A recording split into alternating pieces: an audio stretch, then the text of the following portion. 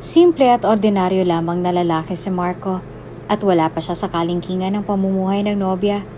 Sa hirap ng buhay ay halos araw-araw na siyang kumakayod para pantustos sa pamilya. Nang dahil sa isang pangyayari, mas lalong gumuho ang mundo niya. Nalaman niyang meron siyang sakit na cancer na maaari niyang ikamatay. At ito ang naging dahilan niya upang ilayo ang sarili sa nobya. Ayaw niyang maudlot ang mga pangarap ni Diana nang dahil lamang sa kanya. Patawad, Diana. Hindi ko gustong saktan ka. Ni hindi ito sumagi sa aking isip kailanman. Mahal kita. At ikaw lamang ang mahal ko. Pero kailangan ko magsinungaling para sa ikabubuti mo. Patawarin mo ako. Mahinang sabit ni Marco habang minamasdan ng pag-alis ni Diana. Dito ay tuluyan na siyang napaluha dahil sa sakripisyong ginawa niya.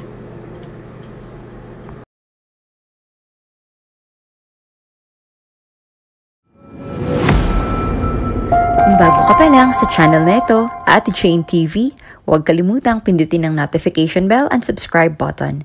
Sana po hindi naman malaking abala sa inyo ang pagpindot ng subscribe button dahil ang kapalit po nito ay ang pagsuporta para makapag-produce ng mga libreng stories sa mga channels ni Ate Jane. Maraming salamat!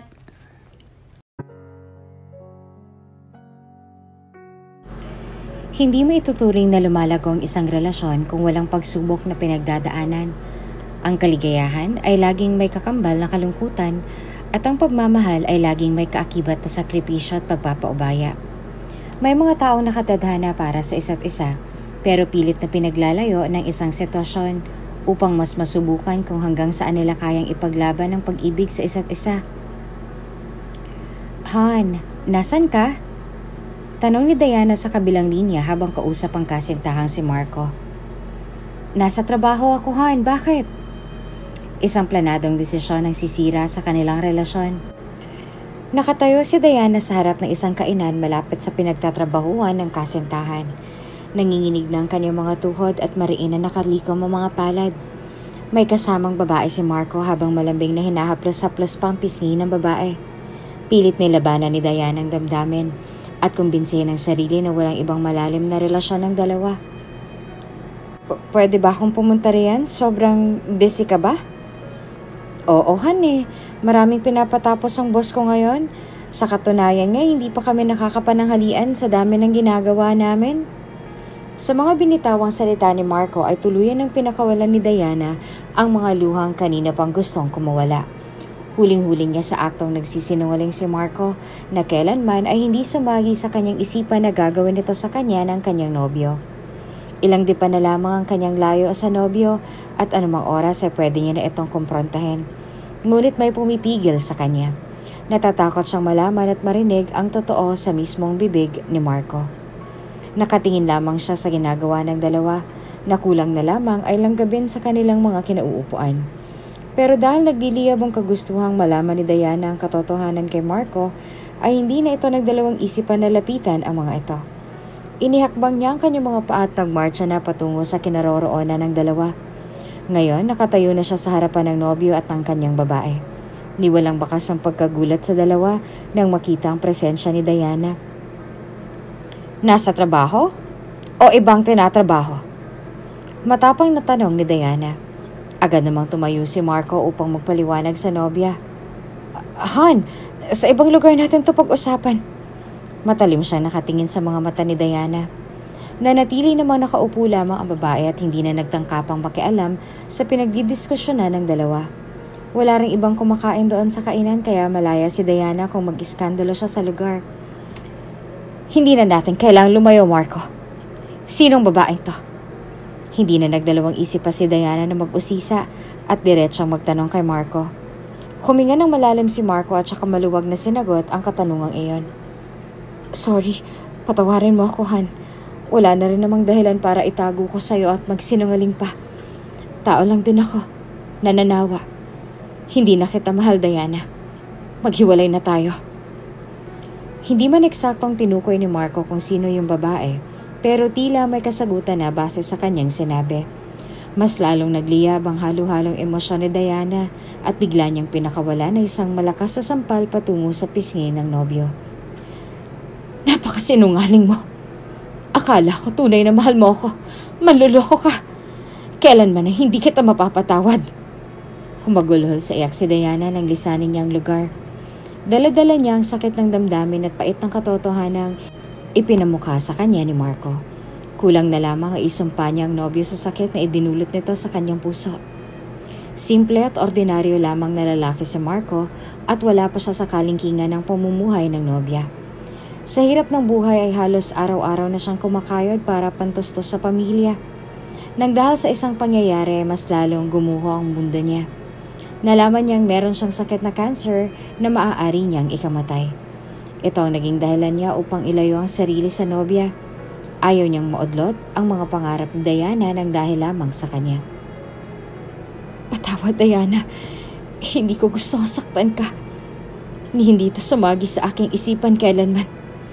Mahal na mahal kita at ikaw lang ang mahal ko. Pero kailangan ko magsinungaling para sa ikabubuti mo. Patawarin mo ako. Mahinang sabit ni Marco habang minamasdan ang pag-alis ni Diana. Dito ay tuluyan na rin siyang napaluha dahil sa sakripisyong ginawa niya. Tama man o hindi ang ginawa niya, mas mabuti na rin ito para mas madaling makamove on ang dalaga. Para mas madali niyang matanggap ang pangyayari at mas madali sa kanya na kamuhian ang binata. At dahil doon ay mas madali niya makakalimutan ng nobyo at makapagsimula muli nang hindi niya siya kasama. Matapos ang 6 na taon ay marami nang nagbago sa kanilang mga buhay. Si Marco ay isang himala na nalampasan ng isa sa pinakamalaking pagsubok ng kanyang buhay. Gumaling na siya sa kanyang sakit na cancer. Binabati kita, Marco. Masaya akong ibalita sa iyo na clear na lahat ng tests na ginawa sa iyo. You're finally cancer-free. Ito na marahil ang pinakamasayang araw sa buhay ni Marco. Ang i-anunsyo ng kanyang doktor na ligtas na siya at magaling na sa kanyang sakit. Totoo ba yan, Doc? Magaling na po ba talaga ako? Halos hindi siya makapaniwala pero baka sa kanyang muka ang lubhang kaligayahan. Oo, Marco. Wala ka nang dapat ipag-alala pa. Ilang taon din na nakipaglaban si Marco sa kanyang sakit. Ilang taon siyang umasa na dadating din ang araw na gagaling siya. At ito na nga, tinugunan ng Panginoon ang kanyang gabi-gabing hinihiling at ipinagdarasal. Iyon ay ang madugtungan ng pangmatagalan ng kanyang buhay. Umusbong ang panibagong pag-asa sa kanyang puso. Nagsimula muli siya sa simula at humanap ng mas magandang trabaho kung saan ay masasabi niyang ito talaga ang kanyang linya. Naging propesyon niya ang linya ng fotografiya at ito ang nagdala at nagbigay sa kanya ng katagumpayan sa buhay. Marco, you did great today. I love your works.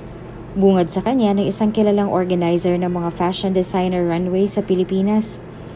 Well, thanks for always trusting me, Drew. Iba talaga kapag expertise mo na eh. Balita ko, kinukuha ka na rin ng Chanel. Tunay ba yon? Yeah, and who am I not to grab it? Experience din yon. Naging eksperto si Marco sa larangan na kinabibilangan niya at marami ng tawang humanga at kumikilala sa kanya ngayon. Kaliwat kanan na rin ang naging offer sa kanya ng mga malalaking kumpanya tulad ng Bulgari, Chanel at LV. Ilan lamang ito sa mga kumpanyang tumitingala sa kanya bilang isang photographer. Malayong-malayo na siya sa dati niyang buhay, pero sa kabila ng kanyang mga naging tagumpay ay hindi niya maitatago at maiaalis sa sarili ang pag-asang muling makita si Diana at aminin sa kanyang totoo. Simula nung araw na napagdesisyonan niyang palayain si Diana sa buhay niya, ay wala na rin siyang naging balita pa sa dalaga. Sa isip niya marahil ay natupad na ang kanyang dating nobya ang pangarap nito. Natupad ng walang naging hadlang at sagabal. Ngunit sa kabila ng mga pinagdaanan ay tuloy pa rin ang buhay at pagkabot ng pangarap. Sa kabilang banda naman ay nasa marangyang pamumuhay pa rin si Diana. Mas marangya ngayon kesa sa dati. Nagkaroon siya ng kasintahang di hamak na doble ang bilang ng edad kesa sa kanya. Mayaman at masasabing isa sa pinakamakapangyarihan sa kanilang lugar. Nakatakda na silang ikasal sa susunod na linggo at doon ay tuluyan na silang matatali sa isa't isa. You are as beautiful as always, my dear. Nakayakap ang kanyang fiancé sa kanyang likuran habang sabay nilang pinagmamasan ang ganda ng view ng buong lugar mula sa kanilang kwarto. Hinawakan naman ni Diana ang mukha ng fiancé. Kaya hanggang ngayon patay na patay ka pa rin sa akin eh. Hindi ako magsasawa sa iyo, my future wife. Natahimik ng ilang segundo si Diana na pawang biglang may naalala. "Is there any problem, sweetie?" Tanong ng fiancé niya. "Wala naman. Masaya lang ako na sa wakas. Maikakasal na rin tayo." "Kung pwede nga na bukas na kita pakasalan ay gagawin ko na. But still, there's a lot of things we need to consider." Bahagya namang pinihit ng matandang lalaki ang katawan ni Diana paharap sa kanya. "I love you, Diana. Kung kinakailangang araw-araw kitang pakasalan, gagawin ko. Just to prove my love to you." "I love you too, Greg." Halata sa boses ni Diana na may malalim na iniisip. Ilang beses man niyang sabihin ang salitang I love you sa harapan ni Greg ay hindi niya madadaya ang puso kung sino talaga ang nilalaman nito. Si Marco pa rin. Nasugatan man ng malalim ang kanyang puso, ay si Marco pa rin ang nakaukit dito. Kahit sobrang bait ni Greg at responsableng lalaki, si Marco pa rin ang hinahanap-hanap niya. Pero kailangan niya nang tanggapin ang katotohanang hindi niya na maaari pang ibalik ang nakaraan. Niloko siya ni Marco at yun ang dapat niyang itatak sa kanyang isipan. Mahal at nire-respeto siya ni Greg, kaya dapat buong puso at loob niyang ibigay ang kanyang sarili dito. Dahil ito naman talaga ang nararapat, hindi ba? Ito ang dapat niyang maramdaman. Wala na rin namang dahilan para balikan pang nakaraan. Wala na ring dahilan para sa isa pang pagkakataon. Sa sakit na idinulot ni Marco kay Diana, ay pagkamuhi na lamang dapat ang nararamdaman niya para sa binata. Samantala, halos gawin ng tirahan ni Marco ang trabaho. Sa dami ng appointments niya ay wala na siyang panahon pa para sa kanyang pribadong buhay. "Dude, maipapakilala ako sa'yo. Magandang babae at isa sa modelo ng LV. Type na type ka nun." Halos kung kani-kanino na siya nirereto ng kanyang mga kaibigan, ngunit wala pa talaga sa kondisyon ng kanyang puso na magmahal muli. "Pass, dude. Work is life ako eh." "Dude, alam mo bang salitang work-life balance? Wala ka kasi nun, dude eh. Dapat minsan matuto ka rin mag-flirt. Bahala ka dyan, ikaw din, baka maubusan ka." Napahalakak naman si Marco sa sinabi ng kaibigan. "I love my job, dude. At ito na yung naging buhay ko. At least walang breakups and arguments. Stress-free." "Ikaw ang bahala, dude. Nga pala, kukontakin ka mamaya ni Dylan. May sasabihin daw siya sa'yo." Tungkol saan naman daw?" "Ewan, may ipapakiusap yata." "Okay, sige, hintayin ko na lang tawag niya." Si Dylan ay isa sa mga kaibigan ni Marco at isa ring photographer. Pamilyadong tao at ang expertise niya naman ay wedding photography. Magaling at kilala na rin siya kaya marami na rin nagpapa-appoint sa kanya ng mga kilalang tao. "Hello, dude." Bunga ni Dylan sa kabilang linya. "Dude, kamusta?" "Heto, nakisabay sa uso. Inaapoy ako ngayon ng lagnat eh." "Oh no, take your meds. Overwork ka na rin yata eh." "Sigurado nga, dude. Kailangan eh. Alam mo naman ang kalagayan ng anak ko ngayon. Malaking halagang kailangan namin sa gamutan niya." "Oo nga, dude. Heard of that. Nga pala, may sasabihin ka raw sa akin?" "Oo, dude. Ito nga. I will ask you a favor sana." "Ano yon?" "I have a client tomorrow. VIP client to, dude. Prenup pictorial at medyo metikulosa ang bride. Perfectionist, kumbaga. Makikiusap sana ako na baka maaaring sambutin mo muna yung trabaho ko kahit ngayon lang." Perfectionista at metikulosa. Ilan sa mga karakter ni Diana na nakatatak sa isipan ni Marco. Pasimple siyang napangiti sa narinig dahil para sa kanya ay wala nang masihigit pa sa pagiging perfeksyonista ng dating nobya. Bagamat tila nagdadalawang isip si Marco sa pakiusap na yon ni Dylan. "But wedding is not my line, dude." "Please, dude, kahit ngayon lang oh. Hindi ko kayang pakiwalan tong client na to dahil sobrang laking tulong nito sa pagpapagamot ng anak ko. Sige no." Huminga ng malalim si Marco upang pag-isipan ang alok na yon. Isa rin kasi ito sa kanyang iniiwasan, ang ma-involve sa anumang love-related like wedding. Hindi niya kasi mapigilang hindi maalala ang dating nobya kapag usapang kasalan. Pagkatapos ng usapang yon ay hindi nag-iwan ng payak na sagot si Marco bagkus ay pinag-isipan niya muna ito. Nakahiga siya sa kanyang kama habang iniisip kung tatanggapin ba niya ang alok ni Dylan o hindi. Sa laki ng kinikita niya ay may dahilan talaga siya para hindi na ito tanggapin. Pero sa kabilang banda naman ay iyong anak ng kaibigan ng kanyang iniisip. Kung para sa kanya ay barya na lamang ang kikitain dito, Kay Dylan ay malaking halaga na ito upang maipagamot ang anak na may sakit. At isa pa, kung hindi niya ito tatanggapin, ay pinapakita lamang niya na nabubuhay pa rin siya sa nakaraan at hindi pa rin mapakawala ng mga alaala ng dati niyang nobya. Nang sumunod na araw, inayos na ni Marco ang sarili at inihanda ng mga gagamitin sa pictorial.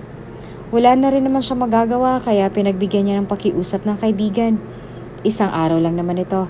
Ang mahalaga ay makakatulong siya. Yan na lamang ang kanyang iniisip. Nakasuot siya ng itim na polo at nakabukas ang 2 botones sa itaas.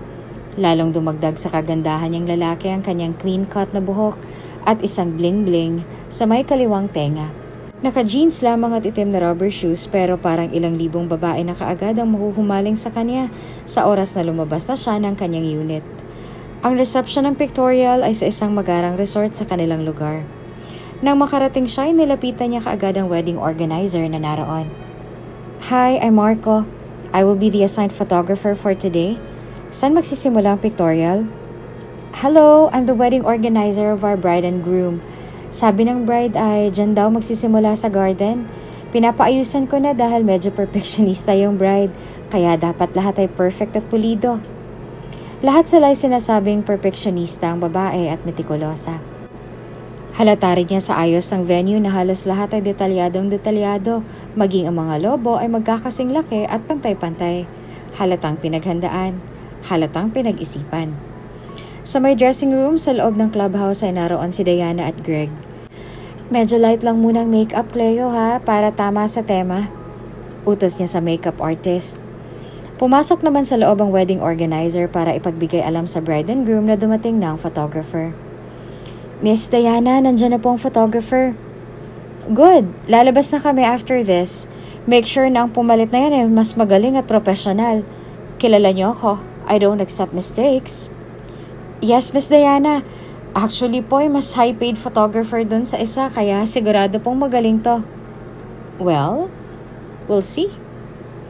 Para kay Diana, ang kasal ay isang sagradong bagay, kaya nararapat lamang na bigyan ito ng malaking atensyon na talaga dahil ito ang nag-iisang araw na magpapatunay na legal na ang pagsasama ng dalawang nagmamahalan. Isa rin ito sa pinangarap noon ni Diana at Marco, ngunit dahil sa isang pangyayari ay habang buhay nang nabaon sa alaala ng nakaraan ang kanilang naging sumpaan. Nang matapos ang pag-aayos sa bride at groom ay hindi na iwasan ni Diana na mabighani sa kanyang angking ganda. You are so gorgeous, namamahal sabi ni Greg sa kanyang fiancé. Nakatulala naman si Diana sa harap ng salamin at saka marahang hinaplos ang kanyang muka. Do I? Yes, of course. I bet that you will be the most beautiful bride in the world. I love you, sweetie. Thanks, sweetie. I love you. 6 na taon nang nakalilipas nang huling nagkita sina Diana at Marco. Marami nang pinagbago at nangyari sa kanilang buhay at karera. Pinaghahandaan ni Diana ang araw na ito dahil para sa kanya ay isa ito sa mga special highlights ng pagsasama nila ni Greg bilang mag-asawa. Maging ang mga kanilang panlabas na hitsura ay malaki rin ang pinagbago. Mas naging matikas ngayon ang katawan ni Marco at mas gumanda naman ang hubog ngayon ng katawan ni Diana. Malayo na sa dati nilang hitsura. Ilang sandali pa ay lumabas na ng silid sina Greg at Diana. Nagtungo na sila sa garden kung saan unang isasagawa ang pictorial. Bantay si Diana ng mga taga-paypay at taga-retouch. Si Marco naman ay nakatalikod habang inaayos ang lense ng kanyang DSLR. Sir, andyan na po ang bride at groom, magsisimula na po. Kaagad namang humarap si Marco sa direksyon ni Diana na nakapwesto sa may gitna ng flower backdrop. Sa tagpong iyon ay nagpanagpo ang kanilang mga paningin at nalaglag ang mga panga sa kanilang nasasaksihan ngayon. Matapos ang 6 na taong paghiwalay ay ngayon lamang uli sila nagkita. Sa ganito pang pagkakataon kung kailan ikakasal na si Diana sa iba. Bumilis ang tibok ng puso ni Diana at ganon din ni Marco. Hindi malaman kung paano sisimula ng pagkuha ng litrato ni makipag-usap sa kanila ay hindi niya malaman kung paano makakabanggit ng salita. Sir, naghihintay na po si na ma'am. Bulong ng wedding organizer.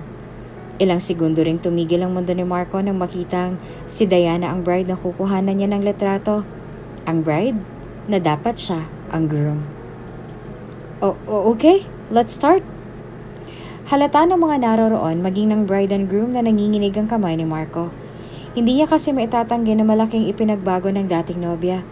Pero mas lamang na sa kanyang damdamin ang panghihinayang na ang dating babaeng lubos niyang minahal at minamahal pa rin hanggang ngayon ay makakaisang dibdib na ang ibang lalaki.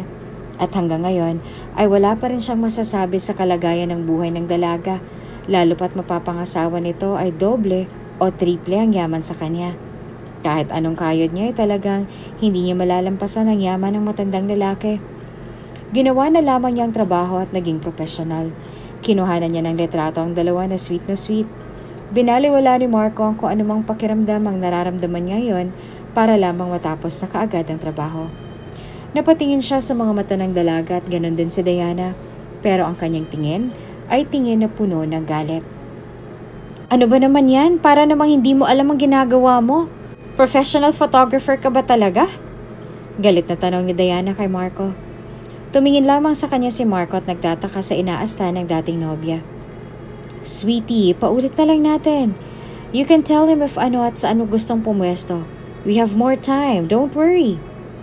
Pilit na lamang siyang inaamo ng matandang lalaki at siyang nagbabalanse sa mood ng mapapangasawa. Okay, one more shot, sir? Sabi ng matandang lalaki.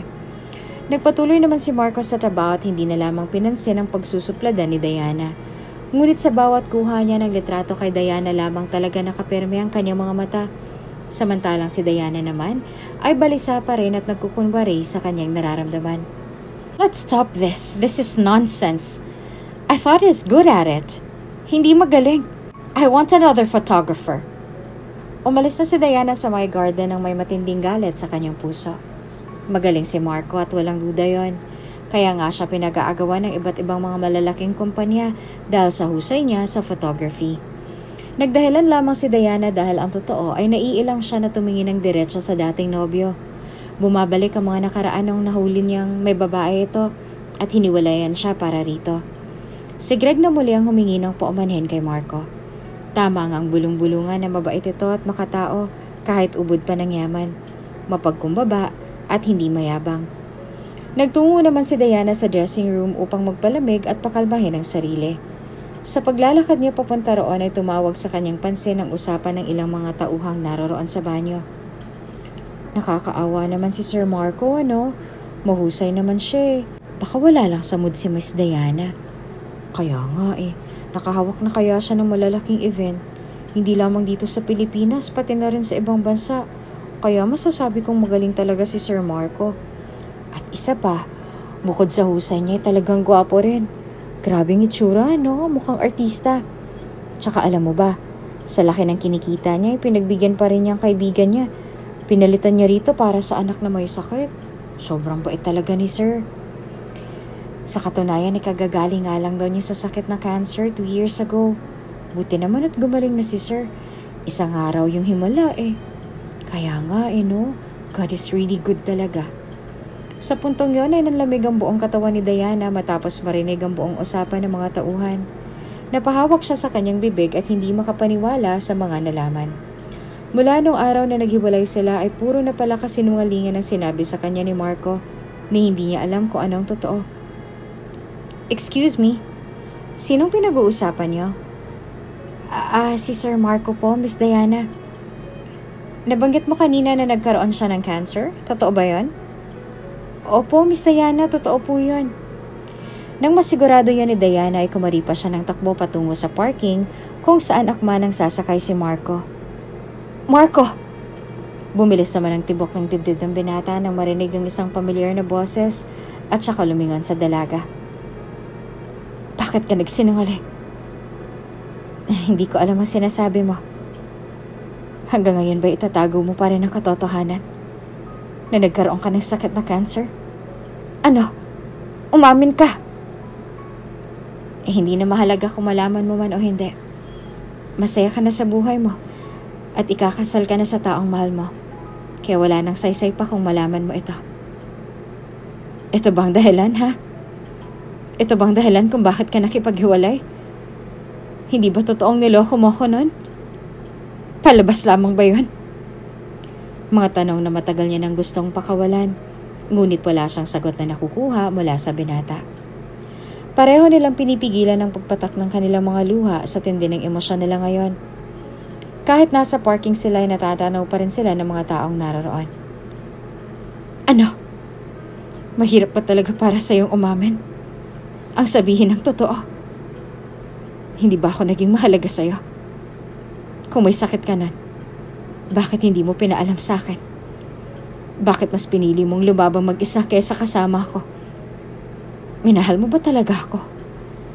Dahil kung oo, sabay sana nating hinarap ang mga pagsubok kaysa magdesisyon ka na tapusin na lamang ito. Minahal kita, Diana.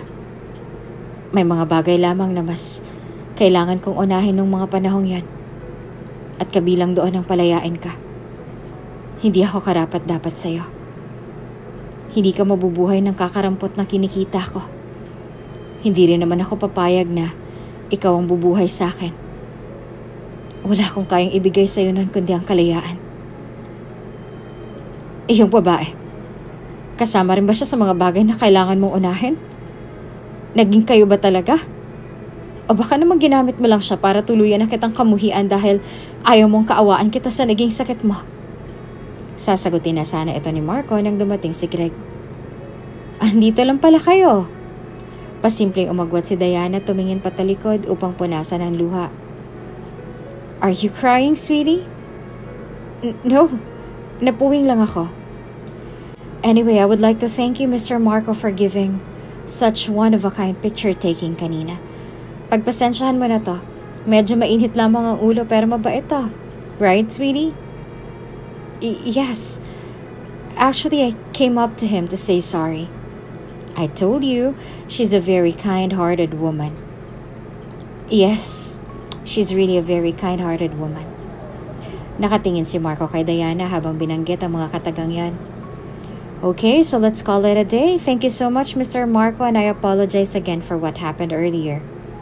That's okay. Thank you, then. I gotta go. Hanggang pag-uwi ay hindi pa rin maalis sa kanilang mga ala-ala nangyari kanina.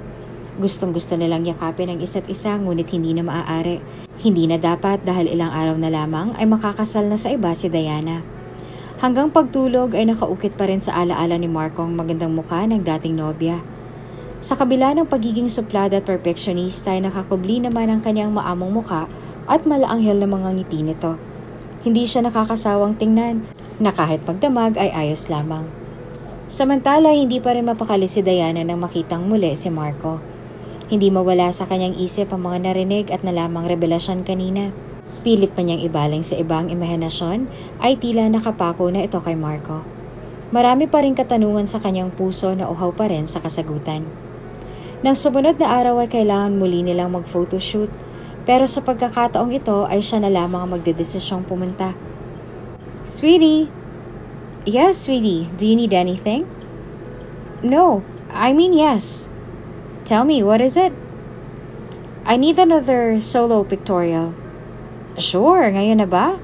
Let me call my secretary to hire a new photographer. No need. Gusto ko si Marco ulit. Please get him again. Are you sure? I thought you didn't like him. Gusto ko na siya. I mean bilang photographer. I found out na tunay nga yung sinasabi nilang mahusay si Marco. Marami na pala siyang mga naging awards. I was wrong to judge him so easily. And besides, mamimili din ako ng mga photos para sa ating press release. Okay, if that's what my princess really want, then I'll give it to you. I will contact him again. Thank you so much, sweetie. Mala prinsesa ang turing sa kanya ni Greg. Dahil na rin sa laki ng agwat ng kanilang edad. Kaya kung ano man ang hilingin ni Diana ay kaagad niya itong binibigay. Isa rin ito sa pagpapakita niya ng pagmamahal sa kanyang kabiyak. Sa kabilang banda ay pinaunlakan naman ni Marco ang hiling ni Greg, mapabigyan lamang ang gusto ni Diana. Hindi na rin siya nag-alinlangan dahil ang totoo ay gusto rin niyang makita ang dating nobya. Okay, I think we're done. Natapos na muli ang photoshoot ni Diana at saka pumili na ng litratong gagamitin for press release. Nakaupo sila sa may sofa sa loob ng studio at abalang humahanap ng mga larawan sa DSLR ni Marco. I want this and this, pati to. Yan na lang siguro. Ngunit walang tugon na natanggap si Diana mula kay Marco. Nahuli niya itong nakatitig lamang sa kanya at sa kanyang mga labi. Nangungusap na para bang nagsasabing halikan niya ito. Ilang sandali pa, dala ng kasabikan ay agad siyang hinalikan ng binata sa kanyang mga labi. Wala sa plano niyang magpumiglas dahil ito rin naman ang gusto niyang mangyari. Sobrang namiss nilang isa't isa. Iyong mga panahon na gagawa nila ito na hindi kailangang magtago at matakot na baka may ibang makakita. Iyong malaya nilang ipakita sa iba kung gaano nila kamahal ang isa't isa na hindi iniisip kung may masasaktan silang iba. Pero mali ito. Hindi na dapat nila ito ginagawa. Mabait si Greg at nagkaroon na rin ng mataas na respeto dito si Marco. Dumistansya ng muli si Marco at humingi ng tawad kay Diana. Sorry, hindi ko dapat ginawa yan. Mali to. I'm so sorry. Dito ay tuluyan ng pumatak ang mga luha ni Diana. Bakit? Bakit, Marco? Bakit hindi mo malang sinabi sa akin ang naging kondisyon mo? Bakit mo tinago? Mahal kita, Marco. At sobrang sakit para sa akin na layuan ka na hindi pala tunay ang iyong dahilan. Sa susunod na araw, ikakasal na ako. Hindi ka man lang ba nagsisisi na sana ikaw yung nasa posisyon ni Greg? Na ikaw sana ang mapapangasawa ko? Hindi pa ba ako sapat para maging katuwang mo sa mga pinagdaanan mo? Bakit, Marco? Pinalaya mo ako basta-basta para saan? Para harapin mong problema na mag-isa? Ganun ba ako kung walang silbi? Minahal kita, Marco. At hanggang ngayon, mahal pa rin kita. I just couldn't understand na sa dinami-rami ng isasakripisyo mo, ay ako pang napili mo. Girlfriend mo ako, Marco. May karapatan ako sa'yo at ganun ka rin sa akin. Buong 6 na taon, nabuhay ako sa kasinungalingan. Hindi mo malang ba naisip yung sobrang guilt na mararamdaman ko? Na yung boyfriend ko ay hinayaan ko lamang na mag-suffer sa malubhang sakit na pinagdadaanan niya? Hindi mo malang ba naisip na kung dati sa'yo ako namumuhay, ngayon ay sa sarili ko na? Alam mo kung bakit? Kasi sinukuan kaagad kita ng ganong kabilis. Hindi ko man lamang tinanong kung bakit. Kung ano yung pinagdadaanan mo. Sa pagmamahal ko at laki ng tiwala ko sa'yo, naniwala ka agad ako. And now, I'm still blaming myself. Nagsisisi ako na sana nagawa ko mga bagay na yan para tayo pa rin hanggang ngayon. Hindi na napigilan pa ni Diana bumugso ang kanyang mga luha. Luha ng pagmamahal, luha ng kalungkutan at luha ng pagsisisi. Hindi na nakapagsalita si Marco dahil wala nang salita pang makakapagpabago ng nangyari. Ang nangyari ay nangyari na. Hinayaan na lamang niya si Diana at saka niyakap ito ng mahigpit. Yakap na matagal niya nang gustong pakawalan kay Diana.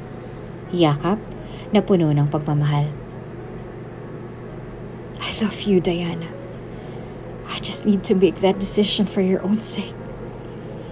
Ayoko masira ang buhay mo nang dahil lamang sa akin. You deserve a happy and a comfortable life. At hindi ko kayang ibigay yun sa'yo noon. Ayoko rin makadagdag pa sa mga gastusin mo at maging pabigat sa'yo. Marami kang pangarap. At hindi ko matatanggap na may isakripisyo ka sa mga yun para lang sa akin. I'm worth nothing. Pero maniwala ka man o sa hindi yun naging madali sa akin. It was never too easy. Hindi madaling makipaghiwalay. Pero madaling magsinungaling kaya iyon na lamang ginawa ko para maging mas madali sa atin ang lahat. Patuloy pa rin sa pag-iyak si Diana dahil sa mga narinig. Nakaramdam sila ng pagsisisi, ngunit hindi na nila maaaring ibalik pa ang dati. Pagka-uwi ni Marco ay niyaya niya kaagad ang kaibigan na uminom para makalimot. Pero sa halip na makalimot ay mas lalong bumabalik sa kanyang alaala ang sakit at pagsisisi. Ang ganda niya ngayon, dude. Yan ba yung babaeng hindi mo makalimutan kaya hanggang ngayon ay single ka pa rin? She's not that easy to forget. Actually, akala ko makakalimutan ko siya. But I was wrong. Mas namimiss ko siya araw-araw. So how was it? Di ba ikakasal na siya? Yes. At ang hirap tanggapin. Sobrang hirap nga niyan, dude. Nung makita ko ulit siya, alam ko magkasabay na tumitibok ang puso naming dalawa. She's so different now. Lalo rin akong nanliit sa sarili ko nang makilalang fiancé niya. Ang yaman, dude. Wala akong binatbat. Huwag kang ganyan. Siguro you need to set yourselves free na from the past where you and Diana started. Palayain ninyong isa't isa. And I think this is the best that you can do. To set her free again or set yourself free and start all over again. You guys both deserve a true happiness. Pero paano kung siya naman talagang true happiness ko? I still love her. Ayoko nang lukohin ang sarili ko. Ayoko nang dayain pa. I want her.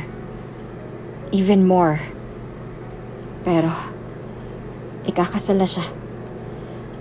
She will be other man's wife. At sobra ako nagsisisi dahil ako mismo nagtulak sa kanyang papalayo sa akin. Huwag mo nang sisihin ang sarili mo. Ayos lang yun. Hindi mo naman talaga alam na gagaling ka eh. So what if nga na hindi ka gumaling tapos nagstay sa'yo si Diana? Mas masakit yan sa damdamin bilang isang lalaki na sa'yo na lamang ibubuhos ni Diana ang kanyang buong lakas para alagaan ka. Kapakanan lamang niyang iniisip mo. At walang masama doon. Kaya do not blame yourself and be too hard on yourself. You just did what you know is good. But it wasn't the best decision. Parang pinamigay ko lang si Diana. At ang sakit sa loob na makita siyang may kasamang iba. Dala ng tama ng alak, bigla na lamang lumagpak ang mga luha ni Marco dahil sa matinding pagmamahal niya kay Diana. Unti-unti na siyang nawawalan ng pag-asa na muli silang magkakabalikan ng dating nobya dahil ilang araw na lamang ay ikakasal na ito sa iba.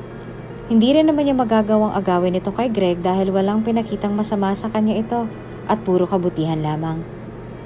Habang naglalabas ng sama ng loob si Marco sa kanyang matalik na kaibigan, ay ganun din si Diana. Nagbukas siya ng kanyang nararamdaman sa kanyang matalik na kaibigan. I still love him. I felt so much anger and hatred with him before pero wala palang dahilan para kagalitan siya. Hindi ko na alam ang gagawin ko. Nasa sayo naman ang desisyon eh. You will choose between the one you love na halos binigay na rin lahat sa'yo, tinuring kang prinsesa at minahal ka ng walang kapalit, or the one you really love. Pero hindi naman kayo pwede. You choose. You decide. I couldn't. Tama ka. I couldn't give up on Greg because after all, wala siyang pinakita sa akin masama. Napakabuti niyang tao. At alam ko magiging isang mabuti rin siyang asawa.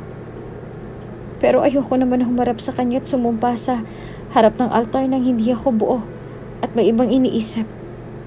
I don't want to be unfair with him. He's too good to be hurt. O sige. What if sabihin sa'yo ni Marco na wag mong ituloy ang kasal? Na handa na siyang ipaglaban ka. Iwan mo lamang si Greg, what will you do? Hindi ko alam. Hindi ko alam. Ayokong saktan si Greg pero mahal ko si Marco. Ewan, hindi ko na talaga alam. Nauunawaan kita, Diana. Pero para sa akin na matalik mong kaibigan, kalimutan mo nang nararamdaman mo para kay Marco. Give Greg a chance. Tapos na kayo ni Marco. Tapos na kayo ni Marco. Kaya nonsense na kung ititigil mo pang kasal lang dahil sa kanya. Past is past, Diana. Forget him. Kung nakaramdam ka ng guilt sa sarili mo nung malaman mong totoo, well, hindi guilt yon, awa yon. Kung mahal ka talaga ni Marco, hindi niya hahayaang masira ang inyong relasyon ng dahil lamang sa ego niya. Dapat handa siyang labanan yung matinding pagsubok sa buhay niya nang kasama ka. Kung mahal ka niya talaga, dapat no excuses pagdating sa love. Kaya para sa akin, Diana, tama na. Forget him and give Greg a chance. He deserves that chance. Alam ni Diana na may punto ang matalik na kaibigan sa kanyang sinabi. Hindi naman niya kailangang mamili. Hindi naman niya kailangang magdesisyon kung sinong pipiliin. Alam niya sa sarili niya na mahal pa rin niya si Marco, pero hindi naman niya kayang iwan si Greg ng gano'n na lamang para sa nakaraan niya. Minsan, nagtatanong na rin siya sa sarili kung bakit kailangan pa niya muling makita si Marco. kung bakit kailangang pagtagpuin muli ang kanilang mga landas. Buong akala niya ay handa na siya. Pero nang malaman niya ang totoo ay nakaramdam siya ng pagdadalawang isip. Ramdam din naman niya na mahal pa rin siya ni Marco. At batid niya rin na hindi rin naging madali sa dating nobyo na magdesisyon para sa sarili niyang kapakanan. Hindi naman niya ito masisi dahil naging mahina lamang silang pareho. Hindi lamang si Marco ang may kasalanan kundi pati na rin siya. Kung naging mabuti siyang nobya noon, sana hindi kaagad siya naniwala bagkus ay pinaglaban niyang binata. Kung naging mabuting nobya siya noon, dapat inalam na muna niya ang punot dulo ng pakikipaghiwalay sa kanya ni Marco. But still, she chose to give up. Nang ganoong kadali. Paano kung hinihintay lamang pala talaga ni Marco na ipaglaban siya ni Diana? Paano kung gusto lamang niya marinig mula mismo sa dalaga na handa itong gawin lahat para sa kanya? Pero ang nakaraan ay mananatili na lamang na alaala. Maaaring balikan pero hindi na pwedeng tigilan. Maaring alalahanin pero hindi na pwedeng pabalikin. Magsisilbi na lamang itong aral para sa lahat. Para sa ikabubuti ng lahat. Dahil ito naman talaga ang dapat. Habang lumilipas sa mga araw ay napapansin ni Greg na nagiging matamlay at malungkutin si Diana. Sweetie, are you okay? Yes. Are you sure? Is there anything bothering you? Nothing, I'm okay. Siguro pagod lang sa dami ng trabaho. Pilit siyang umiti kay Greg. Dahil matagal na silang magkasintahan ay gamay na rin ni Greg ang ugali ni Diana. Kung may nililihim ito o wala. Kung kailan ito nagsisinungaling at nagsasabi ng totoo. He knows her kaya alam niyang sa puntong yon ay may pinagdadaanan ng kanyang nobya. Mahal na mahal ni Greg ang kanyang nobya. Na halos buong mundo nito ay ibigay nito sa kanya. He can offer even the universe just to prove his love for her. Ito lamang kasi ang tanging paraan para hindi siya iwan ni Diana.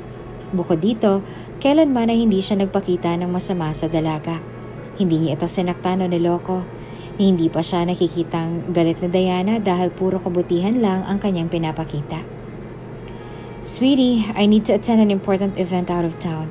I closed the deal kaya they need my presence there. Sure, sweetie, you need anything? Companion, gusto mo bang samahan kita?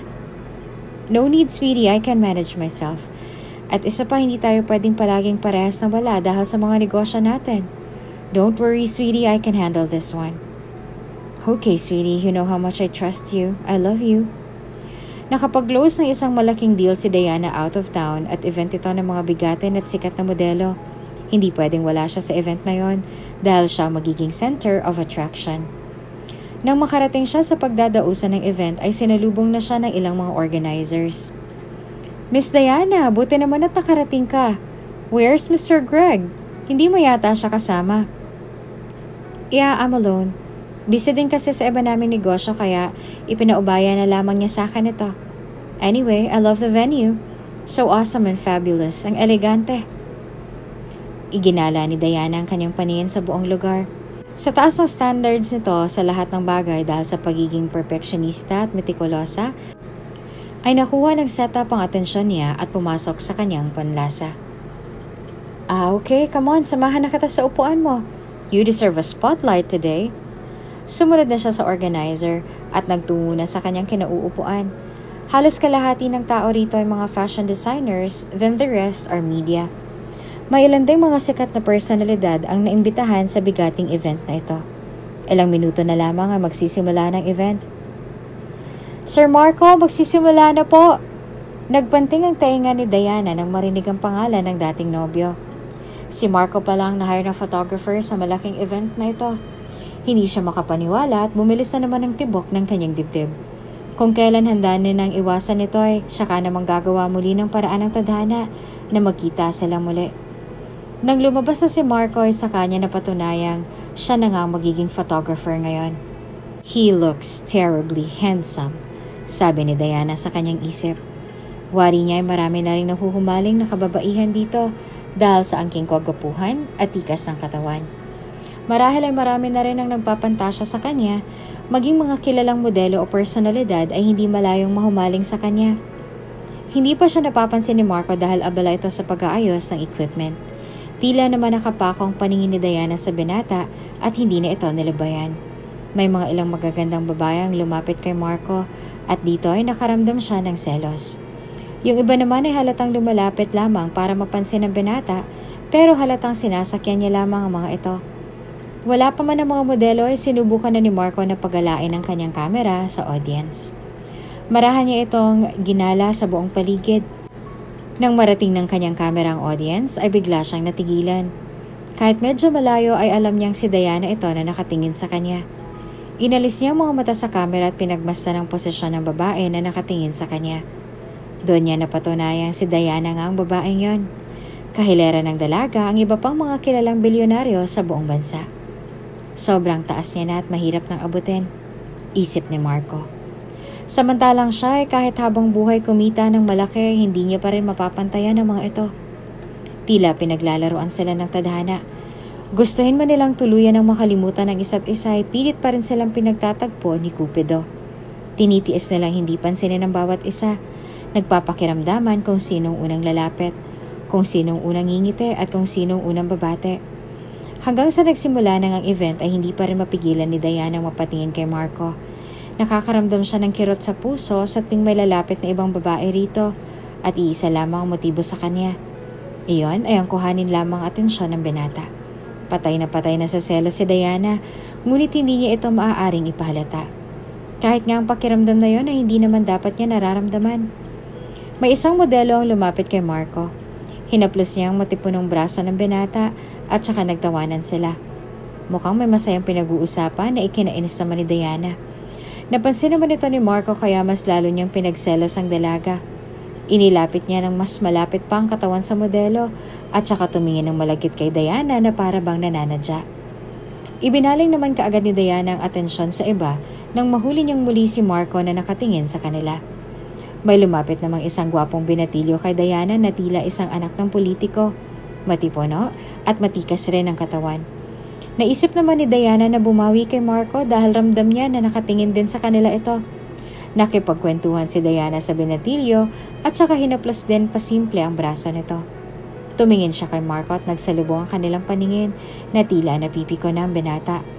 Alam ito ni Diana dahil ganito kung magselos si Marco. Tingin na handang pumatay. Napatigil lamang sila na magsalita ng host para sa pagtatapos ng event. Nagkanya-kanya ng alas sa mga guest.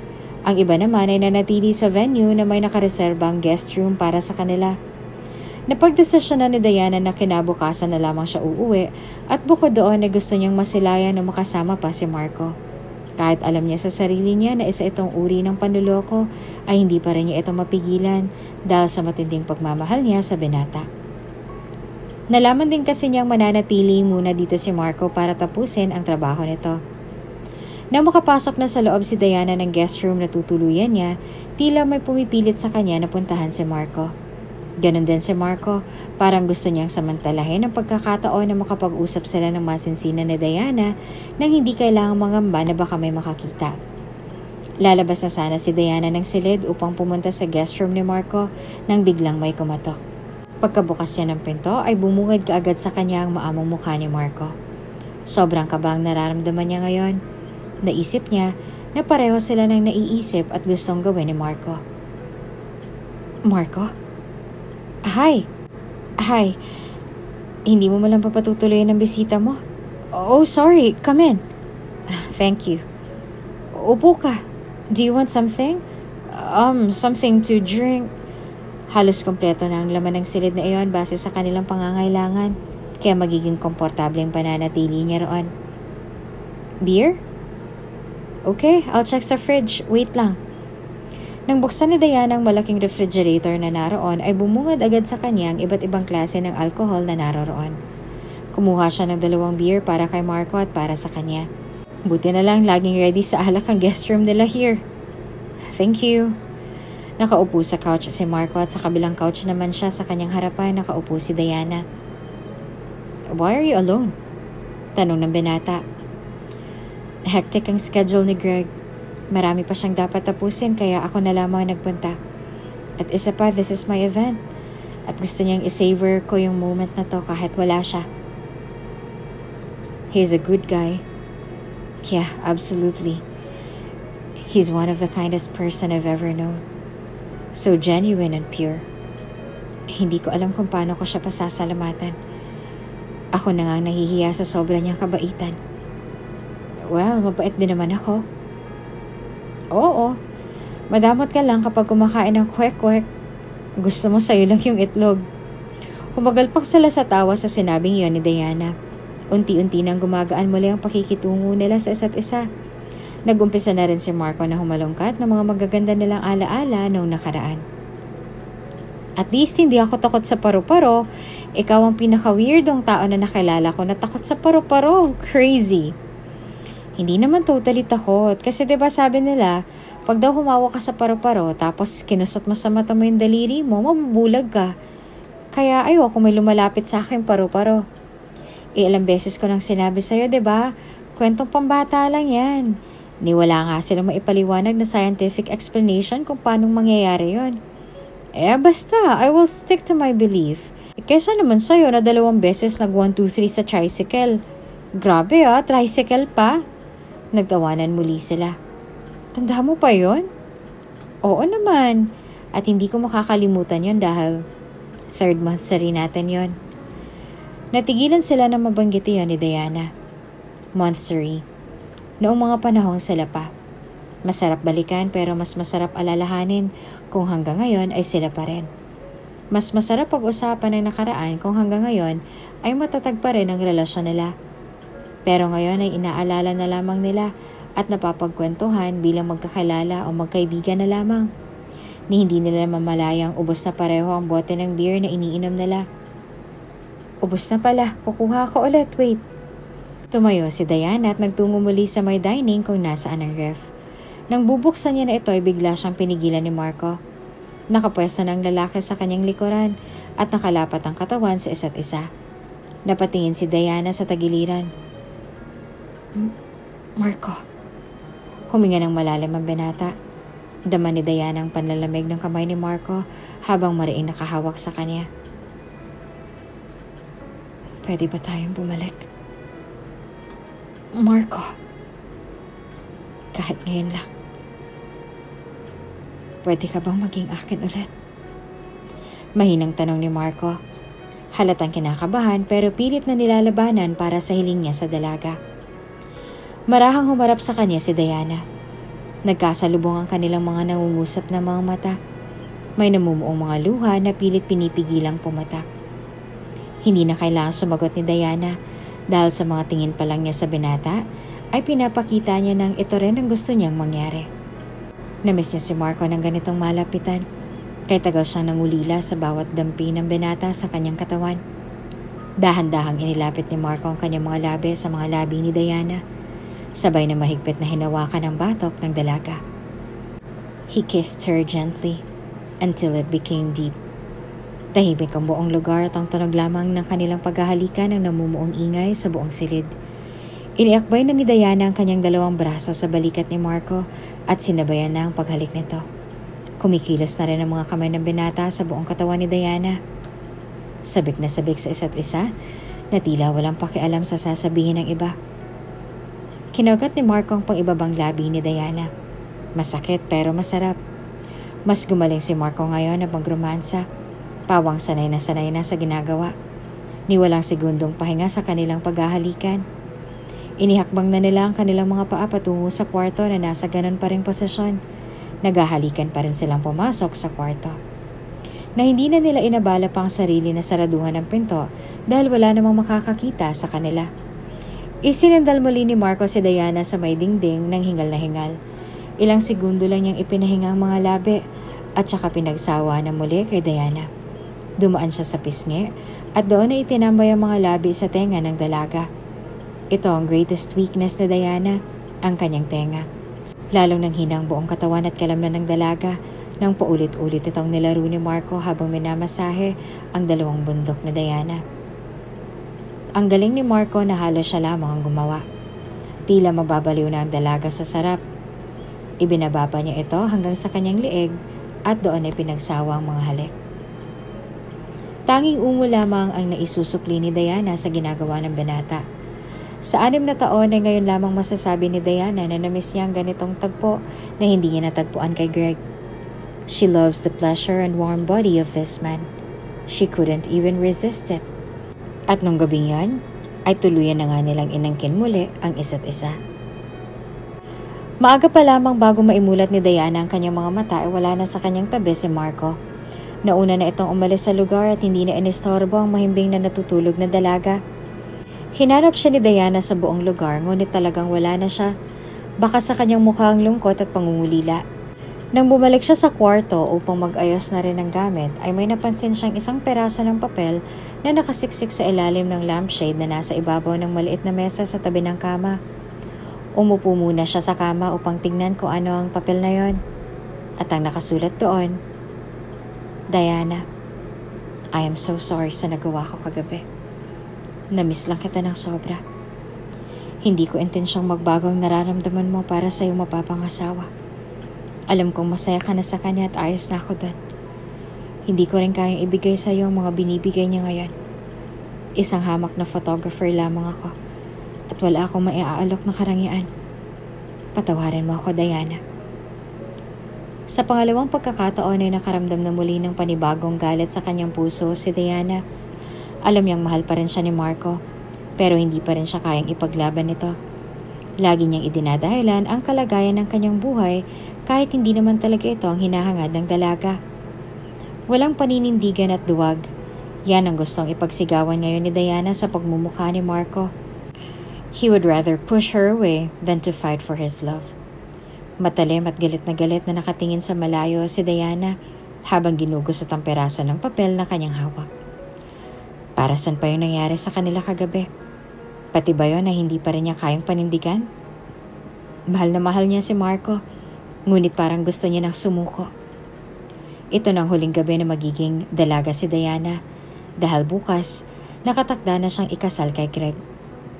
Para tuluyang makalimot sa lungkot at galit na nararamdaman, niyaya ni Diana ang matalik na kaibigan na lumabas at magdiwaliw para aliwin ang sarili.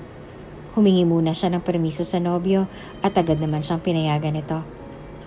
Sinamantala ni Diana ang pagiging malaya ngayong gabi. Sayaw doon, inom dito, ang asal niya kasamang kaibigan. Nagwawala siya sa dance floor, kasayaw ang iba pang mga kalalakihan at kababaihan. Winawagayway pa niya ang kanyang mga kamay sa taas sabay tumatalon-talon upang sabayan ang beat ng DJ.